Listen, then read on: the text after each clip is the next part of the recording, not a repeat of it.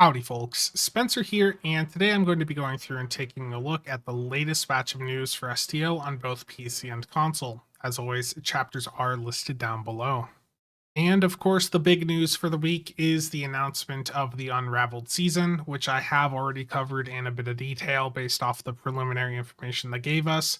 So go check that video out if you're looking to learn more about that season. But just a reminder, this will be dropping on PC on May 9th, so next Tuesday. And for those of you on console, it sounds like it might be dropping sometime later in May or possibly sometime in June. It sounds like there might end up being a bit of a delay there, so hopefully you guys don't have to wait too long. Before I dive into some of the other announcements for the upcoming content, I do want to remind all of you that there are actually some events running right now on both PC and console that haven't been getting a ton of visibility because all of the attention is going towards the upcoming content. So, on both PC and console, we had Red Alert events start up on Tuesday, May 2nd. And on PC, the Red Alert event will be running up through May 9th. And over on console, it will be running through May 16th. So, these are your standard Red Alert events. Of course, the Borg and Tholians are the quickest ones to do. And over on PC, we also have an upgrade event currently running that started on Tuesday and will be running all the way through May 9th. And this has had a very positive impact on the dilithium exchange, along with the recent Phoenix event that we just had. So the Dilex has also come back down quite a bit, and you should be able to get your Zen traded pretty much instantly based off of what I've seen in the past couple of days. So make sure to take advantage of this and get any upgrades you need done while the event is active. And next up, we have a blog for the Leviathan TFO. This is a lore blog that explains how the TFO was created in the canon of the game. Basically goes over how they got scans and created a simulation based off of that.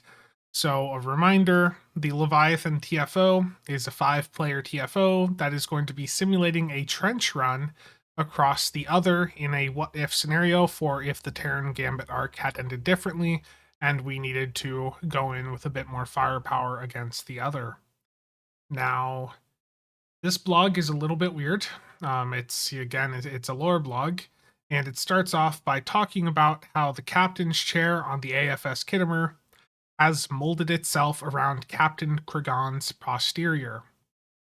Yeah. So I'll have this blog linked down below if you decide for some reason that you want to go through and read it. Doesn't really give us, any relevant information in my opinion. I just think it's definitely a little bit weird. And now it's time for the big news for today. They have announced the Looming Threats event. This will be starting up alongside the release of the Unraveled season. The reward from this event is going to be the Crystal Harmonics space set, which I'll be taking a look at in a bit more detail here in a couple minutes. So I want to go over the basics of this event first, and I've compressed everything up on a notepad here for you. So the first note is that this event is not a part of the year-long event campaign. You will not get any progression towards your event campaign from this event, so just keep that in mind. If you're on PC, this event starts on May 9th and will end on June 8th. It is a 30-day long event. If you're on console, we do not yet know when exactly this season is going to be dropping, so my guess is sometime later in May or sometime in June. You guys are unfortunately going to have a little bit of a delay here. So, with this being a 30-day event, it will require 20 days of participation, and specifically, to complete the event, you need 40 points of progression, and you can earn 2 a day. And the timer specifically ticks down every 20 hours, so if you want to time that out, you can go through and get a bit of extra dill out of the event if you want to go through and do this every 20 hours. The buyout cost is probably going to be about $60 or 6k Zen based on the cost they've done for similar events in the past. And if you miss this event, it will likely be in the Mud Store sometime in 2024 or 2025, I'd say. And it'll probably be about 12k Zen, but with a 75% sale, it would be about $30 or 3k Zen. So if you do miss this event, you'll have another route to get it. You'll just have to wait a very long time to do so. Now, to get your daily progression, there's a couple different pieces of content that you can do, and a reminder that with all of these point-based events like this, you can mix and match what you do. You can do the same thing over and over each day if you want, or you have options to diversify and do different things. So you need 2 points a day, and the new episode, Wish Upon a Star, will net you 2 points. Now, if you're going in the first day and you're trying out all of the new content, like the patrols and the TFO, I would recommend that if you do play the new mission, that you don't turn it in day one. You can actually bank the mission completion for another day to use that as the 2 points on a day that you maybe just don't have time to log in and play. So what you can do is you can go through day one, play the mission, but don't actually complete it and turn it in. Then go through and play the 2 new patrols, get your daily, your 2 points from the patrols. And then the next day, if you don't have much time to play, you can just go in, complete that mission, and that would get you the 2 points. So you can bank those rewards or the points up basically by not turning in the mission. And if you have a ton of vaults that you're wanting to play the mission on, that'd be a good idea to go through and bank them up also. So if you don't want to do the new mission, there are a couple different TFOs that will qualify for this. However, they have, I believe, nerfed how many points you get from doing a TFO here. Per the blog, all of the TFO options will only net you 1 point of progression. In the past, they typically gave you 2. So the TFO options are Leviathan, Azure Nebula Rescue, Days of Doom, or Vault Ensnared. All of these are space TFOs. And on the patrol side, doing the 2 new patrols would of course net you 1 point each. So Jupiter Gauntlet on normal or hard difficulty, and Bringers of War on normal or hard would each net you 1 point. So you can go through, mix and match these. You can do the same one twice each day if you want. Back when the anniversary event was going on, I just did the Jupiter Station one, the ground patrol. I just did that 2 times a day each day because it took like 2 or 3 minutes to do. So if one of these patrols ends up being really fast for you, that will probably be the quickest option, especially given for the blog that they've released here, it looks like the TFO points are not what they used to be. So with that out of the way, let's go and take a look at the rewards. And that reward is the Crystal Harmonics Space Set. This is a set that is going to be a must-have for any of you that like Tetryon. So this set has 4 pieces, and it introduces a new mechanic called the Tholian Warp Crystal. When a warp crystal is created, it will wait until a ship collides with it. If the ship is an enemy, it's going to explode. But if the ship is an ally, it will grant them some secondary shields. So we have 4 pieces here. We have an omnidirectional interlacing Tetryon beam array. And what's interesting here is that based on the text that they have, it sounds like this is going to take up the slot that would traditionally be taken up by a crafted or weapon Omni. So traditionally, you have a set Omni slot and then a non-set Omni slot on your ship, and you are typically limited there. Like you can only have the one set Omni. But with this, what this is implying is that you could potentially run this alongside another set Omni. So if that's how it actually works, that's going to be pretty interesting.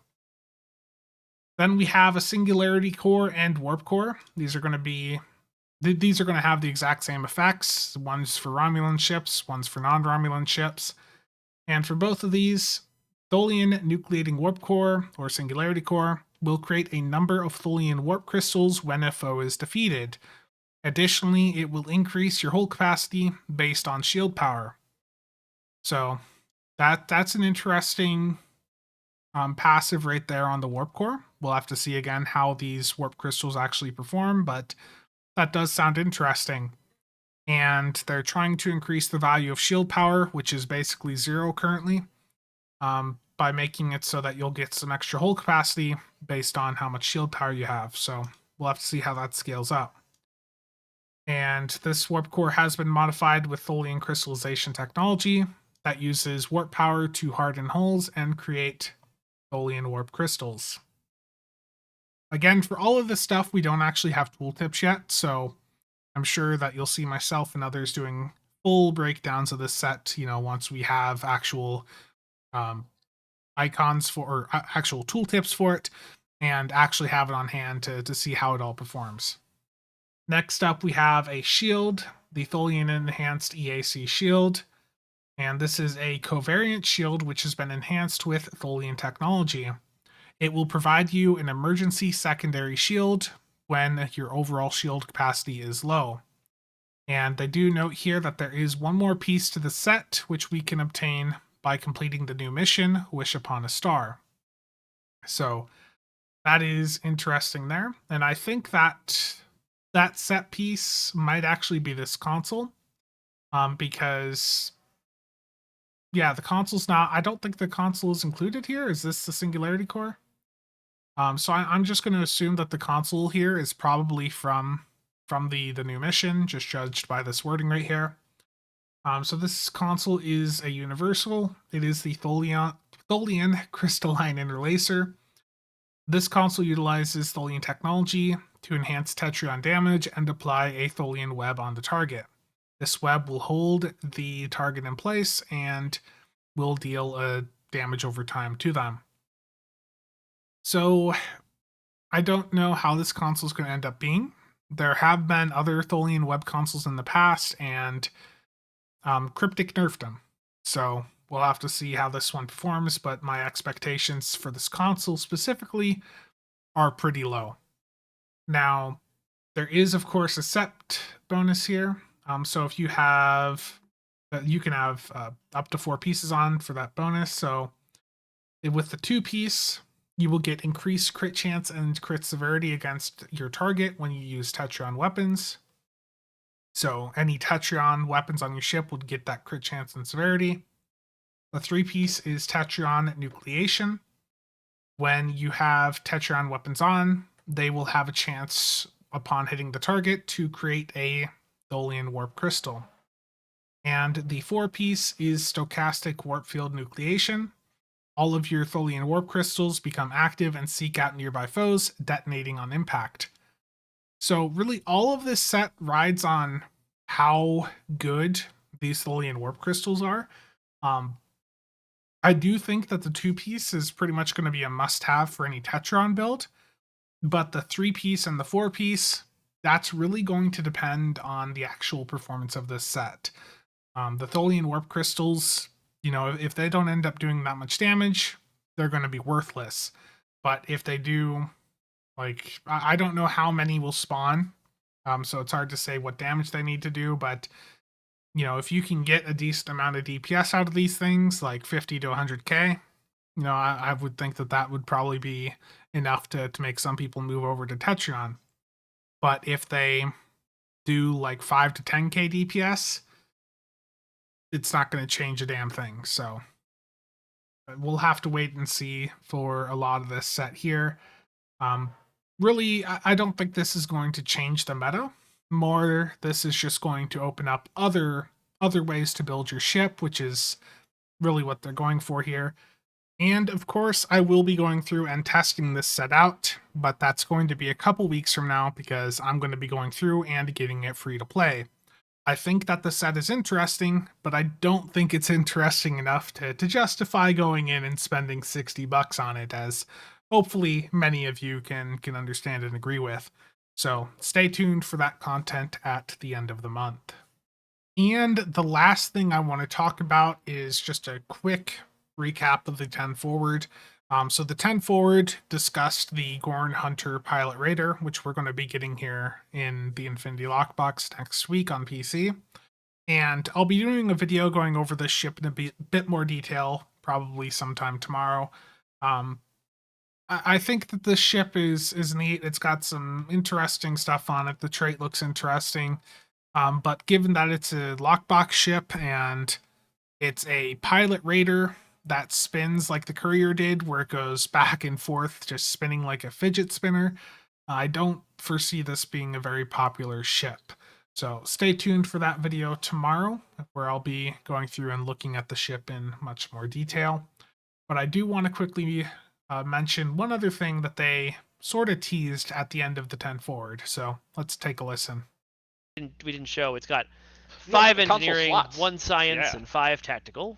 How strange that is. That's Yes. what you were so happy when I used a surprise tool that will help us later. Why might I care that it has 5 Eng consoles as well as 5 tac? Eng consoles aren't used for anything special. Who knows? It might not even ship, so maybe nobody ever, but hopefully. We didn't show.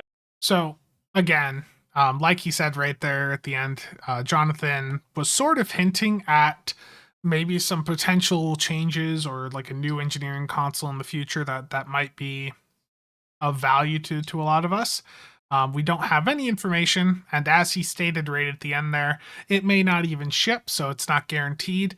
But I figured I would just mention that because I don't think a lot of people caught that on the stream earlier this week, and I thought it was interesting because engineering right now in the game is a little bit of a joke. When you see someone running engineering consoles, you pretty much know that it's probably a new player or just someone that doesn't know what they're doing.